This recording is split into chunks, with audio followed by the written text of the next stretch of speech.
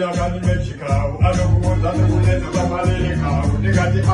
tiripo pavheningamu mangoma ndiri kupenda kunge bhekamu waigaira kuti nesaskamu titinobvunzavo yakanikanitaskamu ndikati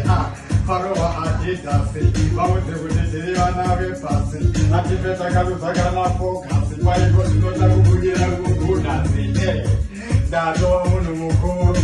ndachisimbisa chimdara guru utori moto kwete wekenduro chivaudza ndasiyana namamai guru vanibobutineitipi kudhipenda bhora sanikasipi kubata chirwere sanikatiti vaudze ngoma dzakurira pari pasiti vaudze kakakaimu kana takunopinda mwemusamakaimu munongona foto yacho nemaraimu iri kutokibva pachisanganiswa nemaraimu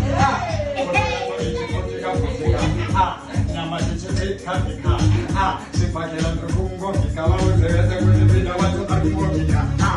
ndabata musika handisikukunika ndabata musika munenge padafika vauze vakana mabaiti padafika kana ndavuyaka pakambeji pakuda kusungwa kakabhandeji pakutaurwa akanimaneji aiwa zvasiyana nesuweji chivaudzaka ikati papambeki pakutozorwa swegi nani itori mota nangoisa meki vaudze iko zvino ndamubika peki vaiko zvino marinaisa mubeki unhu vakuti handina hunhu iko zvino ndakuitira kunge chisifu vaudze inekunhuwaza ndivanyauze vaiko zvino kana ndasvika isa maonyeni handikare sonyeni vaudze vaiko zvino makwesheni vaudze ndiripo pafunctioni pajunction ndini munhu wacho asi asenawo